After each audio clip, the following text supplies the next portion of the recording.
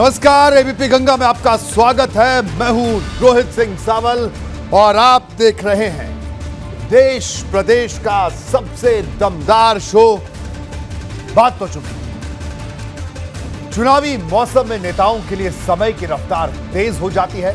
वो हर पल को भुनाने में जुट जाते हैं। यूपी के निकाय चुनाव के प्रचार में अब गिने चुने दिन बचे हैं, इसलिए प्रचार की आंधी तेज होती जा रही है। आज फिर सीएम योगी आदित्यनाथ ने 4 जिलों में सभाएं की।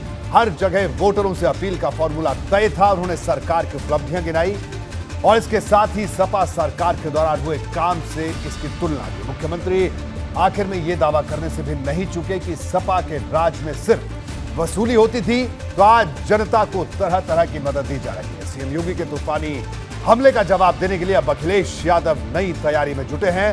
नहले का जवाब दहले से देने की तैयारी है। सपा प्रमुख इसके लिए एक बड़े प्रतीक का सहारा लेने वाले हैं। वो अपनी सरकार के दौरान शुरू हुई लखनऊ मेट्रो में सफर कर चुनावी प्रचार करेंगे। वो जल्द ही युवाओं के साथ चाय पर चर्चा करने वाले हैं।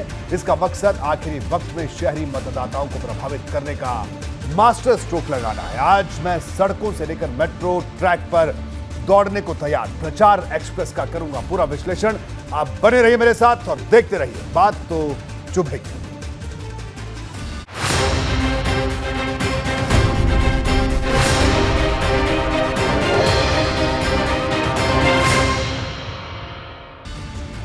आज प्रचार के मैदान में अयोध्या की गूंज सुनाई पड़ी। काशी और मथुरा की भी चर्चा हुई। सीतापुर से बलरामपुर तक सीएम योगी ने यूपी के प्रमुख तीर्थों के विकास की चर्चा की। उन्होंने इसे नए यूपी का प्रतीक बताया। सीएम योगी ने कहा कि आज इसलिए विकास हो रहा है क्योंकि 2017 से पहले की तरह गरीबों के पैसे लूटे नहीं जा रहे। मुख्यमंत्री ने सपा पर निशाना साधते हुए कहा कि गरीबों को लूटने वाले माफियाओं को उठा उठाकर आज हमने जेल की सींखचों के पीछे रखा है। ये जो लूटते थे वो आज गले में तख्ती लगाकर जान की भीख मांग रहे हैं। यही नया उत्तर प्रदेश है। एक तरफ सपा पर भाजपा ने तीखा हमला बोला तो अखिलेश यादव के अपने भी उनके खिलाफ अलार्म बजाते दिखाई दिए।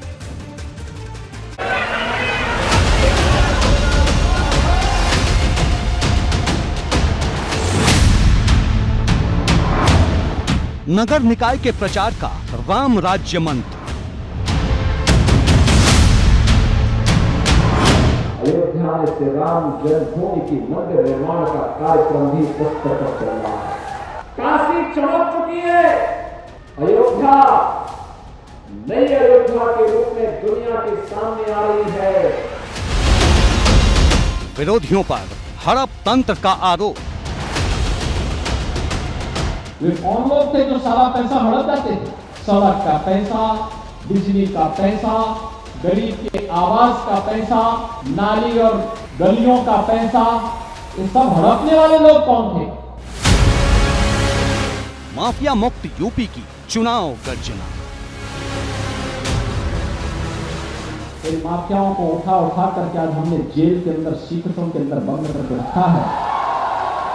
ये लोग लूटते थे और फिर छाती चौड़ी करके चलते थे। आज आप देख रहे होंगे गले में तख्ती लटका करके जान की भीख मांगते हुए फिर रहे हैं।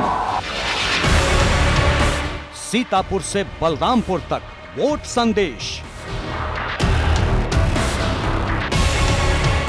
2017 से पहले रंगदारी वसूली होती थी व्यापारियों से और आज पीएम समृद्धि योजना का लाभ उपलब्ध कराया जा रहा है। पीएम समृद्धि योजना लखीमपुर खीरी से गोरखपुर तक दावों की नई उड़ान। एयर स्ट्रिप को एयरपोर्ट के रूप में डेवलप करने का, एयर कनेक्टिविटी आप सोच सकते हैं। लखीमपुर खीरी से भी देश के लिए और लखनऊ के लिए या दिल्ली के लिए वायु सेवा की सुविधा। चुनावी मैदान में घमासान, सियासी गलियारे में सेंधमारी। नगर निगम के चुनाव में सभी कार्यकर्ताओं से हमने अपील की है कि आप सब जुट करके एक एक प्रत्याशी को हर वार्ड में जिता करके ऐतिहासिक सफलता दिलाने का काम करें। भाजपा के पाले में शिवपाल के करीबी। प्रसपा से जुड़े हुए किसी व्यक्ति का समाजवादी पार्टी में किसी कार्यकर्ता का न समायोजन होना, यह निश्चित तौर पर प्रसपा के प्रदेश के प्रमुख महासचिव होने के नाते मैंने अपनी जिम्मेदारी समझी। अखिलेश को झटके पर झटका, बर्क का बागी चैलेंज। पार्टी से मैं डर के थोड़ी कर रहा हूँ, पार्टी मुझे निकाल दे, मुझे कोई परवाह नहीं। अखिलेश के खिलाफ बगावत की घंटी। सीएम योगी ने आज अपनी चौथी चुनावी सभा गोरखपुर में की। यहां उन्होंने कहा कि गोरखपुर की सड़कें आज इतनी जगमग दिखती हैं कि इसके आगे लखनऊ का हजरतगंज भी फीका नजर आता है। सीएम योगी ने इसके जरिए अवध से पूर्वांचल तक के वोटरों को सीधा संदेश दिया। उन्होंने वोटरों से अपील की कि वो सिर्फ जीत के लिए प्रचार नहीं कर रहे, बल्कि गोरखपुर में जीत बहुत बड़ी होनी चाहिए।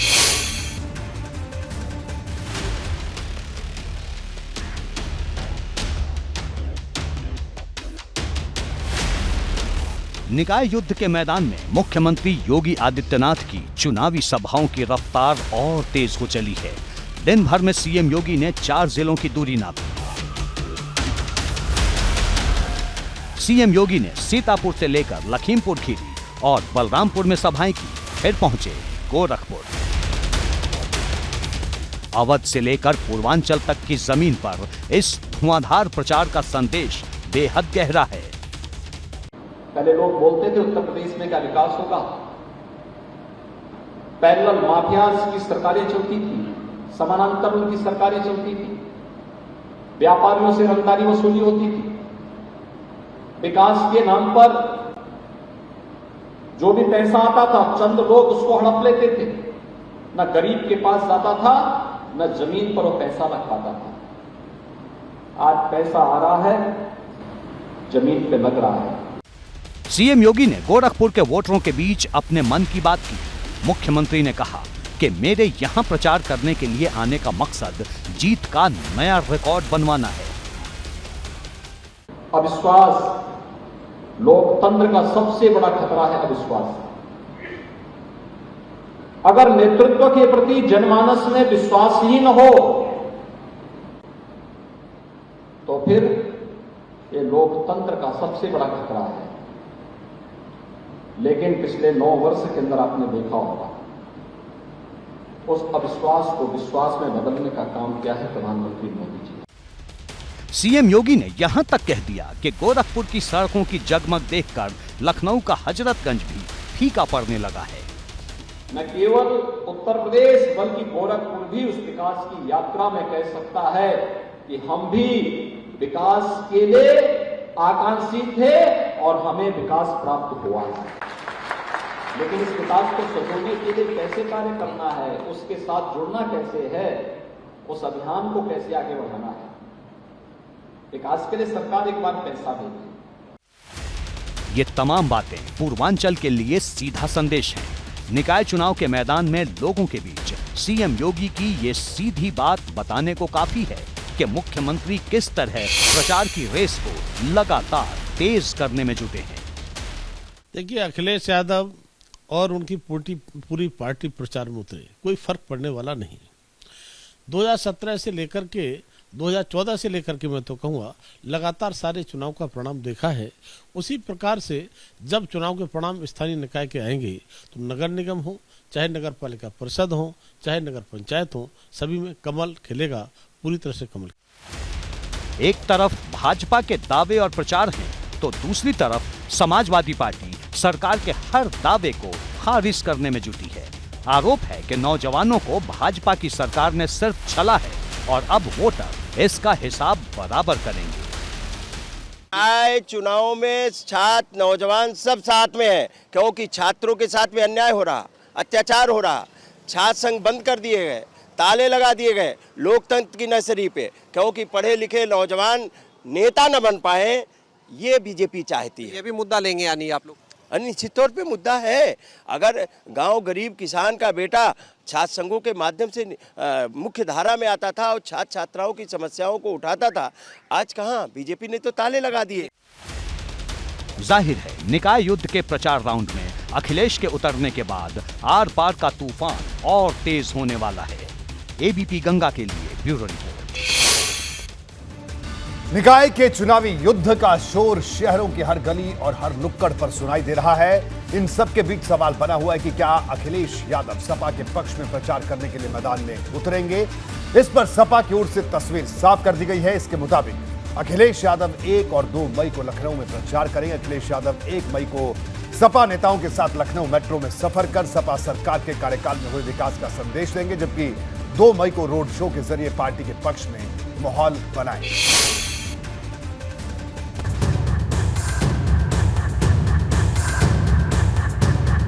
लखनऊ एयरपोर्ट से मुंशी पुलिया तक जाने वाली लखनऊ मेट्रो निकाय के सत्ता संग्राम का केंद्र बनने वाली है। दरअसल पार्टी मुख्यालय पर अखिलेश यादव की अध्यक्षता में हुई बैठक के बाद समाजवादी पार्टी ने साफ कर दिया कि सपा अध्यक्ष निकाय के चुनावी मैदान में प्रचार के लिए उतरेंगे। अखिलेश यादव ने प्रचार के मैदान में उतरने के लिए लखनऊ मेट्रो को चुना है। मेट्रो को इसलिए क्योंकि शहरों के स्मार्ट विकास के लिए मेट्रो को सबसे दमदार प्रतीक माना जाता है और अखिलेश यादव का दावा है कि लखनऊ में मेट्रो प्रोजेक्ट उनकी सरकार की देन है। 1 मई को अखिलेश यादव सपा नेताओं के साथ मेट्रो में सफर करेंगे। मेट्रो में सफर के जरिए सपा के कार्यकाल में हुए विकास कार्यों का संदेश देंगे, जबकि 2 मई को अखिलेश यादव लखनऊ में रोड शो करेंगे।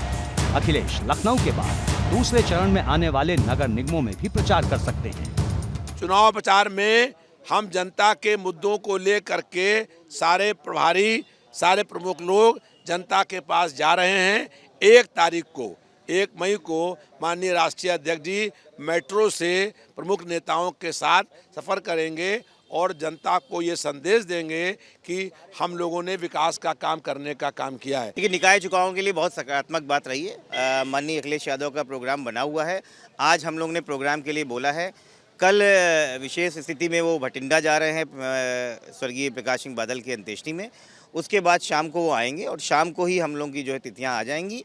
तो अगले 3 दिन में हम लोगों ने बहुत रिक्वेस्ट करी है कम से कम लखनऊ में 2 से 3 बड़ी जनसभाएं अखिलेश जी द्वारा की जाएं।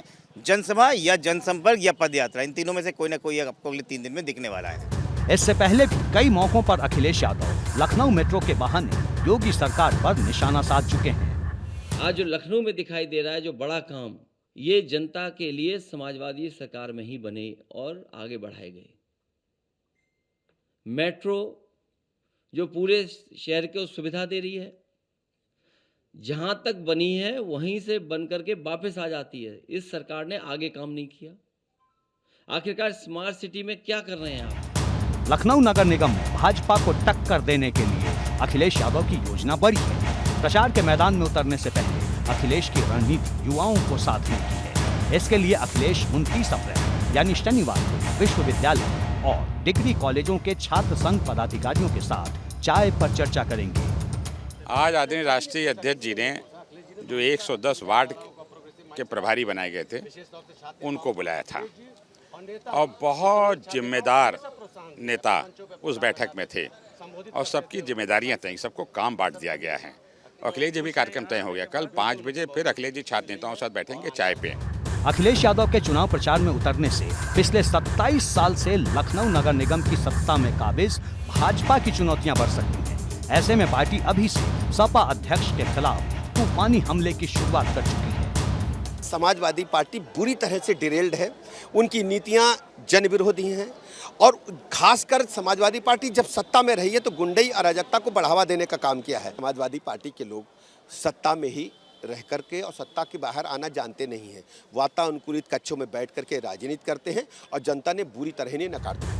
भाजपा का तर्क अपनी जगह, लेकिन अगर जमीनी हालात पर नजर डालें तो सपा के लिए भी लखनऊ नगर निगम में जीत की राह आसान नहीं। कई वार्डों में बागियों की चुनौती है। लाल बहादुर शास्त्री प्रथम वार्ड में सुरेंद्र वाल्मीकि ने सपा प्रत्याशी को चुनौती दी है। कदम रसूल वार्ड में टिकट कटने के बाद मोहम्मद सगी कांग्रेस के सिंबल पर चुनाव लड़ रहे हैं। न्यू हैदरगंज द्वितीय वार्ड से टिकट कटने पर ताराचंद रावत ने सपा से इस्तीफा दे दिया।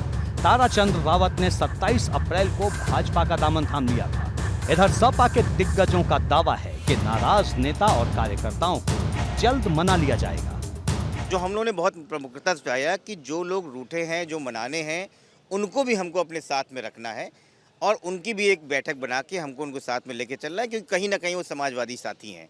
तो इन दोनों की प्रमुखता से लेके हम लोग आगे बढ़ रहे हैं और उम्मीद करते हैं एक बहुत सुखद रिजल्ट हम लोगों को मिलने वाला है। पार्टी सन्नद्ध है, पार्टी तैयार है, एकदम सारे कार्यकर्ता एकदम अपने पूरे सक्षमता के साथ, पूरी ताकत के साथ एकदम काम में जुट गए हैं और अब हम लोग बहुत अच्छी तरह से लड़ाई लड़ रहे हैं और लड़ाई पूरी हमारे हाथ में है, हम जीत की ओर अग्रसर हैं। फिलहाल सपा ने 1 मई और 2 मई को लखनऊ में होने वाले अखिलेश यादव के कार्यक्रम की तैयारियां जोर शोर से शुरू कर दी। एबीपी गंगा के लिए लखनऊ से शैलेश अरोड़ा के साथ ब्यूरो। समाजवादी पार्टी में भाजपा के सेंधमारी का सिलसिला और तेज हो चला है। भाजपा ने आज सीधे टीम शिवपाल पर हमला बोल दिया। नतीजा, शिवपाल के करीबी सपा नेता अजय त्रिपाठी मुन्ना भाजपा के खेमे में आ गए। भाजपा का पटका पहनते ही अजय त्रिपाठी ने कहा कि सपा में शिवपाल के समर्थकों का सम्मान नहीं, इशारा सीधे अखिलेश यादव की तरफ।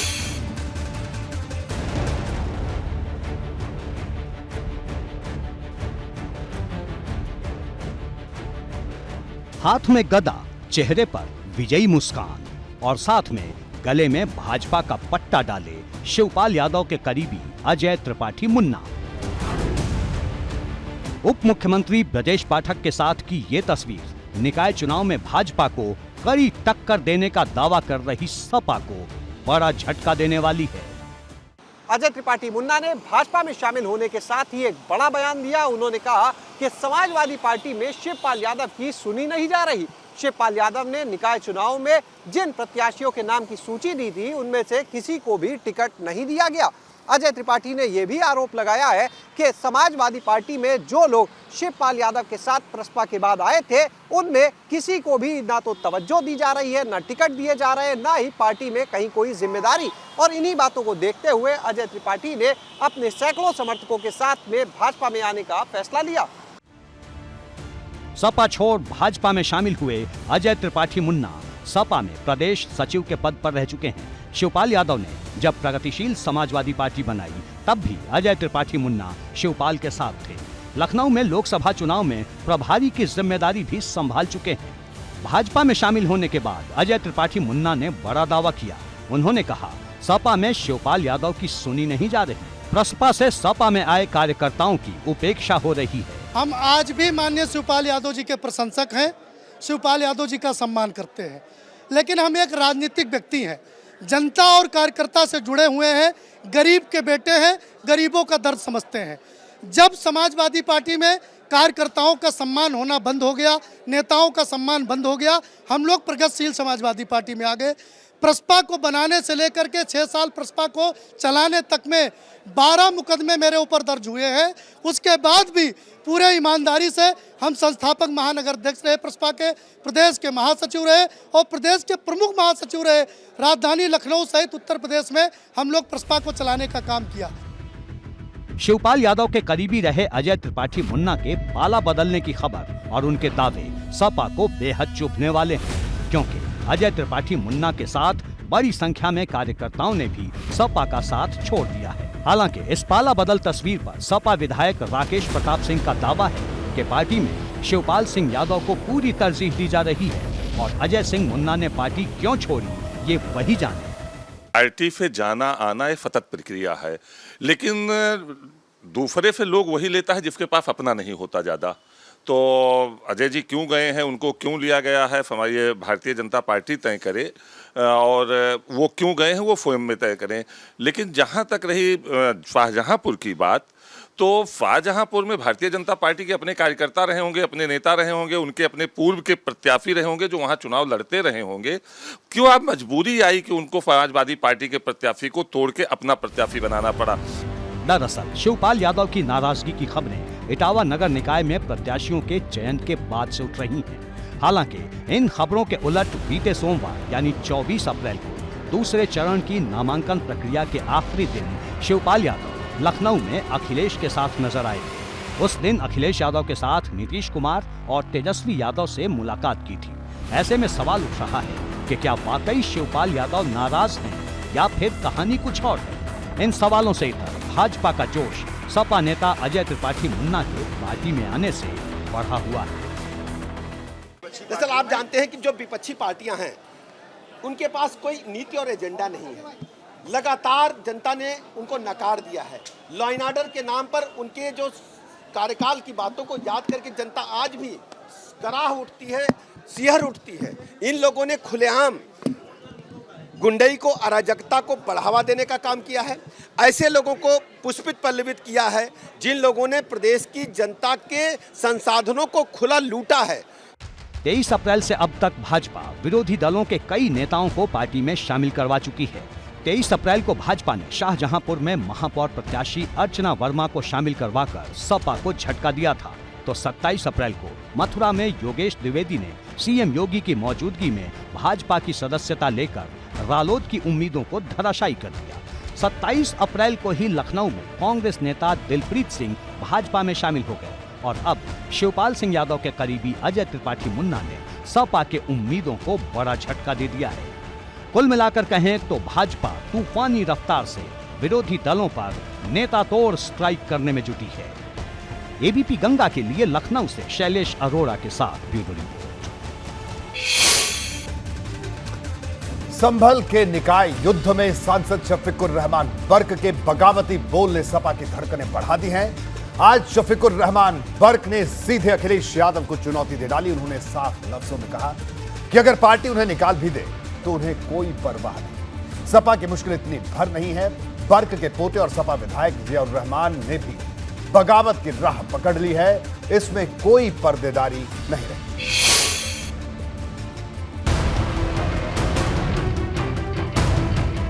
पार्टी से डर के थोड़ी कर रहा हूँ काम।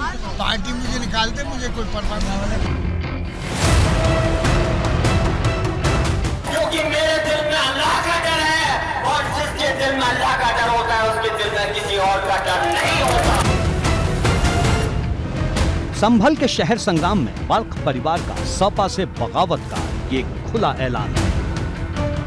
जब उन्होंने ना इंसाफ नहीं किया और टिकट ये हमसे वायदा किया था कि यहाँ पर आज़ाद लाएंगे, जो भी लड़ेंगे और जो कामयाब होगा वो पार्टी का कैंडिडेट होगा, हमने ये कह दिया था। किसी को टिकट न दीजिए, लेकिन इसके बावजूद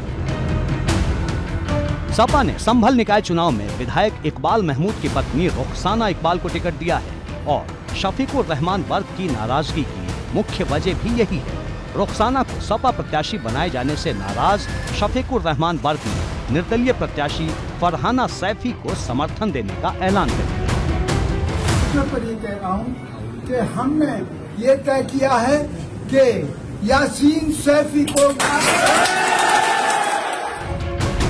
शफीकुर रहमान बर्क के इस ऐलान के बाद से ही संभल में सपा में गुटबाजी की तलवारें खिंच गई हैं। इस गुटबाजी को खत्म करने के लिए सपा ने फिरोज खान को जिम्मेदारी सौंपी है, जो इकबाल महमूद और शफीकुर रहमान बर्क दोनों के करीबी बताए जाते हैं।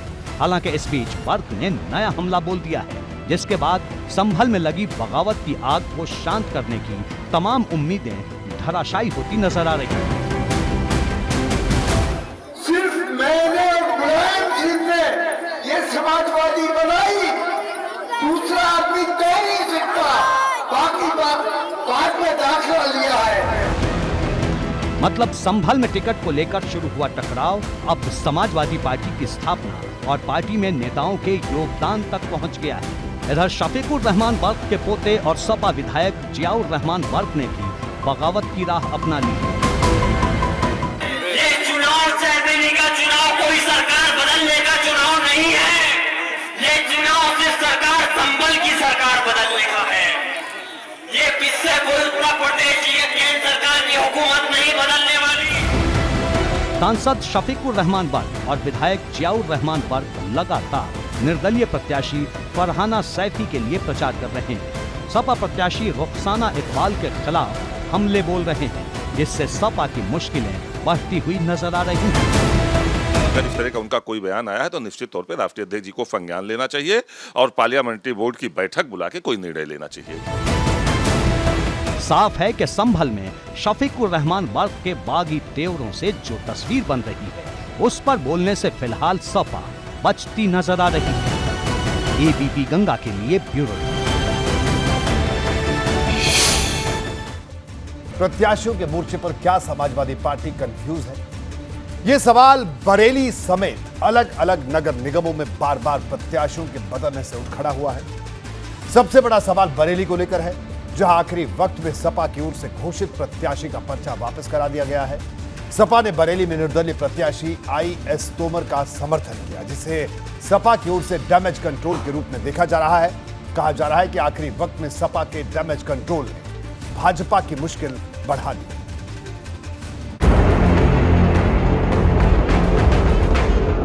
बरेली नगर निगम में सपा ने पहले संजीव सक्सेना को प्रत्याशी बनाया, जिनके सामने 2 बार बरेली के मेयर रह चुके डॉक्टर IS तोमर ने निर्दलीय प्रत्याशी के रूप में हुंकार भर दी। उसके बाद नामांकन वापसी के आखिरी दिन पार्टी ने फैसला बदल दिया। इसे अखिलेश यादव का बड़ा डैमेज कंट्रोल माना गया। सपा ने संजीव सक्सेना की जगह डॉक्टर IS तोमर को समर्थन का ऐलान कर दिया है और संजीव सक्सेना का पर्चा वापस भी करवा दिया गया। अब यहीं से सवाल उठ रहा है कि क्या पार्टी नेतृत्व को पहले से गुटबाजी की स्थिति का अंदाजा नहीं था? क्या जमीन पर कार्यकर्ताओं को भरोसे में नहीं लिया गया? और क्या बरेली में कई दिनों तक चली उठापटक का असर नतीजों पर नहीं पड़ेगा? 2024 के लोकसभा चुनाव को लेकर समाजवादी पार्टी लगातार अपने संगठन को मजबूत करने में जुटी हुई है। ये जो निकाय चुनाव यूपी में हो रहे हैं, इसके जरिए कहीं ना कहीं समाजवादी पार्टी खुद की तैयारियों को जांचने में भी जुटी है। लेकिन जिस तरीके से पहले संगठन में और फिर जो समाजवादी पार्टी ने 17 नगर निगमों में मेयर पद के उम्मीदवार उतारे, ऐन वक्त पर उनमें जो बदलाव हुआ, उसके बाद अब ये सवाल उठ रहा है कि क्या समाजवादी पार्टी कंफ्यूज है? क्या संगठन में किसे रखना है उसमें उसे कंफ्यूजन है? सपा के फैसले पर सवाल इसलिए भी उठ रहे हैं क्योंकि सपा का फैसला निर्दलीय प्रत्याशी के रूप में पर्चा भरने वाले IS तोमर को राष्ट्रीय लोक दल के समर्थन के बाद आया। अब पूछा जा रहा है कि क्या सपा पश्चिमी यूपी में रालोद के साथ मतभेद वाली तस्वीर बरेली में नहीं बनने देना चाहती थी, या फिर पार्टी में कंफ्यूजन की स्थिति है? नहीं, देखिए, कंफ्यूजन की स्थिति समाजवादी पार्टी में नहीं है। हर पार्टी की एक रणनीति होती है। समाजवादी पार्टी उसी रणनीति के तहत अपने प्रत्याशी जो जीतने वाले हैं उनको मैदान में उतार रही है।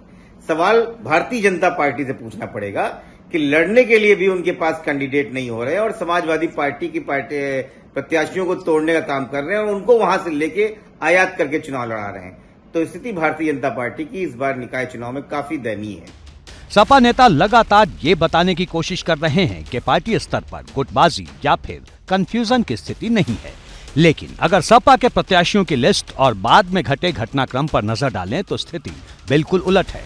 बरेली में अधिकृत उम्मीदवार संजीव सक्सेना का पर्चा वापस करवाया गया। सपा ने आखिरी वक्त पर निर्दलीय प्रत्याशी IS तोमर का समर्थन किया। गाजियाबाद में पहले नीलम गर्ग को उम्मीदवार बनाया गया, बाद में सपा ने पूनम यादव को प्रत्याशी बना दिया। आगरा में पहले ललिता जाटव को प्रत्याशी बनाया, फिर जूही प्रकाश को महापौर का प्रत्याशी घोषित कर दिया। पहली लिस्ट में सपा ने अयोध्या से आलोक पांडे को उम्मीदवार बनाया था और दूसरी लिस्ट में आशीष पांडे को उम्मीदवार बना दिया। मतलब ज्यादातर जगहों पर सपा को अपना प्रत्याशी बदलना पड़ा है। ये स्थिति सिर्फ नगर निगम में ही नहीं है, नगर पालिकाओं में भी यही स्थिति है। जो राष्ट्रीय नेतृत्व का निर्णय है वही हमारा निर्णय है। राष्ट्रीय नेतृत्व, प्रदेश नेतृत्व ने जगत जायसवाल के लिए कहा है। जगत जायसवाल को समाजवादी पार्टी भरपूर समर्थन देने का काम करेगी। सपा के फैसले में इस साल कई बार कंफ्यूजन की स्थिति दिखी है। राष्ट्रीय कार्यकारिणी के गठन के लिए कई बार संशोधन लिस्ट जारी की गई थी, जिस पर अब भाजपा तंज कर रही है। देखिए, समाजवादी पार्टी के पास समस्या है कि लगातार निकाय चुनाव में उनका प्रदर्शन हमेशा से खराब रहा और सपा जिस दुर्दशा से इस समय गुजर रही है, ना कोई नेतृत्व है, ना नीति है, ना नियत है, ना कोई निकाय के लिए उनके पास कार्यक्रम है और ना ही चेहरे हैं लड़ने वाले। कभी वो किसी को नियुक्त करते हैं, कभी वो किसी को देते हैं सिंबल और फिर वापस लेते हैं। मुझे लगता है आगामी हार को देखते हुए ये विचलन है जो दिन प्रतिदिन दिख रहा है। भाजपा के निशाना साधने के पीछे वजह है सपा ने निकाय चुनाव को लेकर काफी पहले तैयारी शुरू कर दी थी। बावजूद इसके सपा को बार बार अपने प्रत्याशी बदलने पड़े। एबीपी गंगा के लिए लखनऊ से अनुभव शुक्ला के साथ ब्यूरो रिपोर्ट। आगरा नगर निगम में बसपा के जाटव गार्ड ने 33 साल से शहर की सत्ता में काबिज भाजपा की टेंशन बढ़ा दी है। दरअसल आगरा में दलित मतदाताओं की संख्या निर्णायक है, जिन्हें साधने के लिए बसपा सपा एड़ी चोटी का जोर लगा रहे हैं। इस बीच खटिक समाज ने भी भाजपा के खिलाफ बहिष्कार का बिगुल फूंक दिया है। ऐसे में भाजपा ने डैमेज कंट्रोल के लिए दिग्गजों को मैदान में उतार दिया है।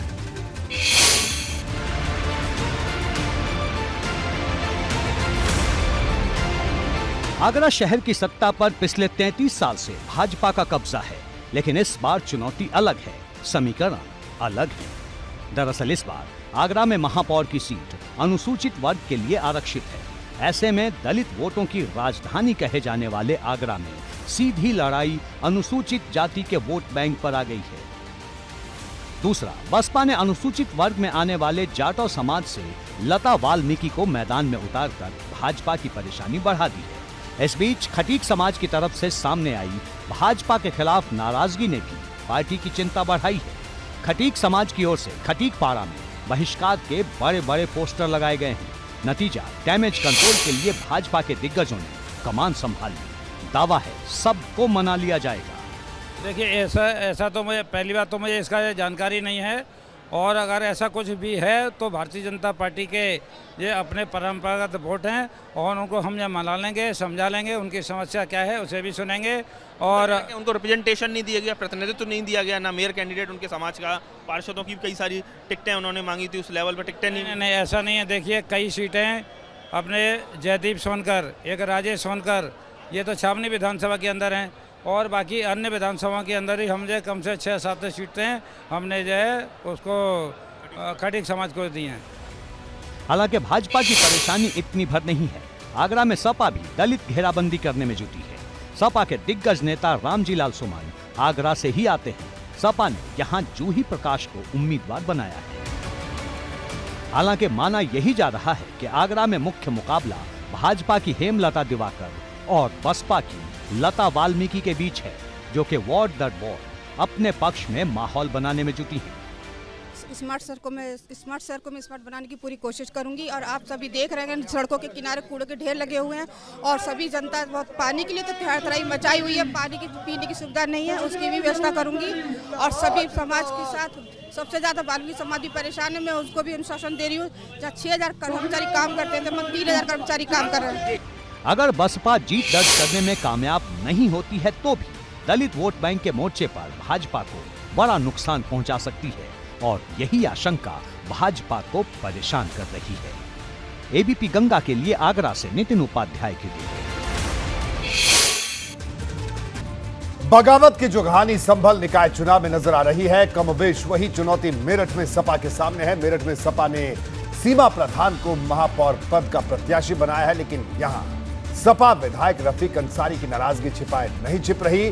पिछले दिनों अखिलेश यादव से मुलाकात के बाद भले ही रफीक अंसारी ने सपा के प्रत्याशी को जिताने की बात कही हो, लेकिन वो मन का मलाल जाहिर करने में अब भी पीछे नहीं। एबीपी गंगा से बातचीत में उन्होंने मान सम्मान तक की दुहाई दे डाली।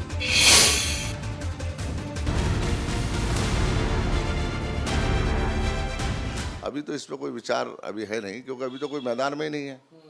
अब कोई अकेला घूमता रहे तो ऐसे लगेगा सारे जंगल का मालिक मैं ही हूँ। सपा विधायक रफीक अंसारी का ये बयान ये इशारा देने को काफी है कि मेरठ नगर निगम के चुनाव में सपा गुटबाजी से उबर नहीं पाई है। रफीक अंसारी मेरठ शहर सीट से सपा विधायक हैं और महापौर के टिकट की रेस में उनकी पत्नी प्रमुख दावेदार भी थी, लेकिन सपा ने सरधना से विधायक अतुल प्रधान की पत्नी सीमा प्रधान के नाम पर मुहर लगाई। खुद अखिलेश यादव के निर्देश पर रफीक अंसारी पीछे हटे थे, लेकिन दिल का दर्द पूरी तरह से गया नहीं। नहीं, वो देखिए सबका मांगने का अधिकार है, देना ना देना एक ही लड़ेगा, तो कोई मतलब ही नहीं होता, वो तो वही समाप्त हो गया। मेरठ में 11 मई को मतदान होना है। चुनाव प्रचार जोरों पर है, लेकिन अब तक अतुल प्रधान या सीमा प्रधान से रफीक अंसारी की बात तक नहीं हुई है। कहा जा रहा है कि रफीक अंसारी और अतुल प्रधान दोनों एक दूसरे से बराबर की दूरी बनाकर रख रहे हैं। ऐसे में सवाल उठ रहा है कि मुस्लिम वोटरों की बड़ी तादाद वाले मेरठ में सपा आखिर अपने एक मुस्लिम विधायक को नाराज कर जीत की मंजिल तक पहुंचेगी कैसे। एबीपी गंगा ने यहां सपा विधायक अतुल प्रधान से भी बात की। उनसे पूछा कि आखिर मुकाबले की धार कैसी दिख रही है। जो सरकार वाले लोग हैं वो सरकार की बात कर रहे हैं, हम लोग कर रहे हैं उन्हें हराने की। और निश्चित रूप से भाजपा का अगर विकल्प उत्तर प्रदेश में कोई है तो वो समाजवादी पार्टी है। उत्तर प्रदेश में अगर विकल्प कोई है तो अखिलेश यादव जी है, और मेरठ में इस समय कोई विकल्प अगर है तो वो अतुल प्रधान है। मेरठ का जो चुनाव होने जा रहा है वो 36 बिरादरियां हिंदू और मुसलमान मिलकर लड़ रहे हैं। इस मेरठ में सीमा प्रधान के टिकट समाजवादी पार्टी के होते ही, माननीय अखिलेश यादव जी के देते ही, हिंदू मुसलमान का इनके काम करने का, बोलने का एपिसोड ही खत्म हमने कर दिया। माना जा रहा है कि अतुल प्रधान और सीमा प्रधान का पूरा जोर पार्टी में गुटबाजी को दूर करने से ज्यादा गुर्जर मतदाताओं को साधने पर है। लेकिन यहाँ भी सवाल बड़ा है। पहले देखिए कि मेरठ नगर निगम के जातिगत समीकरण क्या कहते हैं। मेरठ में सबसे ज्यादा मुस्लिम आबादी है। मेरठ में मुस्लिम समाज करीब 4 लाख है। एससी आबादी करीब 1,75,000, पंजाबी समाज के लोग 1 लाख और गुर्जर आबादी 30 से 40 हजार के बीच है। यहीं से ये सवाल उठ रहा है कि अखिलेश यादव की कोशिश के बावजूद मुस्लिम समाज से आने वाले रफीक अंसारी को साथ क्यों नहीं लिया जा रहा, क्योंकि गुर्जर समाज पर तो भाजपा की भी पैनी नजर है। मेरठ में गुर्जर समाज को अपने पाले में लाने के लिए भाजपा ने ऊर्जा राज्य मंत्री सोमेंद्र तोमर को जिम्मेदारी सौंपी। देश को विश्व की नंबर 1 पर लेकर जाना है, विश्व गुरु बनाने के लिए हम लोग काम करते हैं। हमारे लिए पहले राष्ट्र है, उसके बाद पार्टी है, उसके बाद हम स्वयं हैं। लेकिन यदि मैं समाजवादी पार्टी की बात करूं तो वहां पहले स्वयं है, उसके बाद पार्टी है। माना जा रहा है कि अगर सपा में गुटबाजी खत्म नहीं हुई और मेरठ शहर से विधायक रफीक अंसारी सीमा प्रधान के प्रचार के लिए जनता के बीच नहीं गए तो इसका सीधा असर नतीजों पर दिख सकता है, क्योंकि भाजपा ने मेरठ नगर निगम में 21 मुस्लिम प्रत्याशी उतारे। समाजवादी पार्टी इस वक्त अपने मेरठ महानगर अध्यक्ष आदिल चौधरी की अगुवाई में मुस्लिम मतदाताओं को साधने में जुटी है। एबीपी गंगा के लिए मेरठ से सनुज शर्मा की रिपोर्ट। अतीक अहमद और अशरफ की हत्या पर सुप्रीम कोर्ट ने सख्त टिप्पणी की। सुनवाई करते ही बेंच ने कहा कि आखिर अतीक और अशरफ को सीधे एम्बुलेंस से अस्पताल के अंदर क्यों नहीं लाया गया, अतीक और अशरफ की परेड क्यों करवाई जा रही थी। सुप्रीम कोर्ट की ओर से की गई टिप्पणी प्रयागराज पुलिस की कार्यशैली पर सवाल उठाने वाली है। सुप्रीम कोर्ट ने राज्य सरकार से 3 हफ्ते में रिपोर्ट तलब की।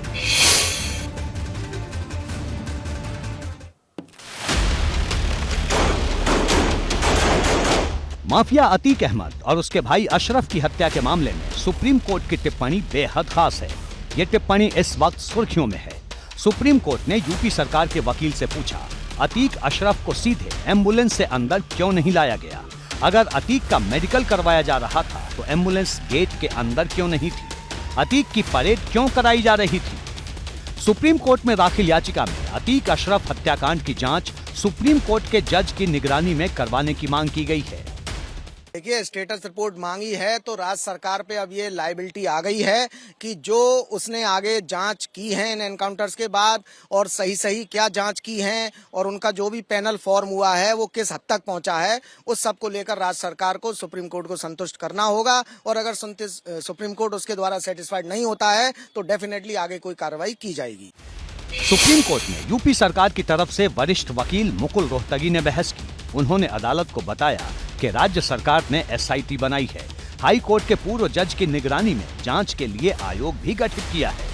उधर याचिकाकर्ता की तरफ से कहा गया कि उनकी ओर से 2017 से अब तक हुए सभी एनकाउंटर की जांच की भी मांग की गई है।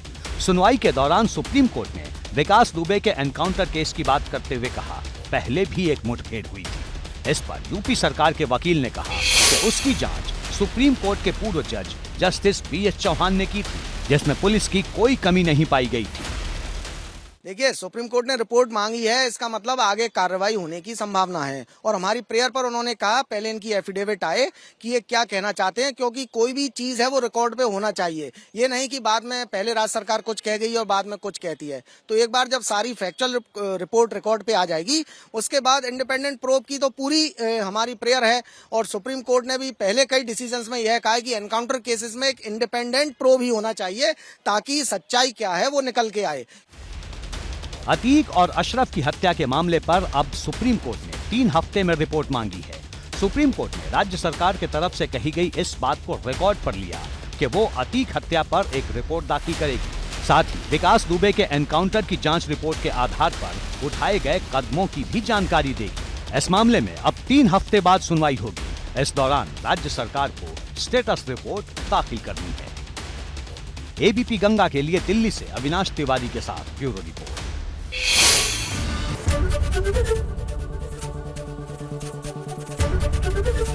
एबीपी गंगा, खबर आपकी, जुबान आपकी।